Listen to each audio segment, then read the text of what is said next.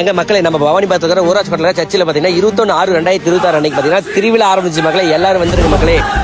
ஊராட்சி கோட்டை ஒளியே நீயே புனிதாந்தோணி யாரே எங்கள் நம்பிக்கையே.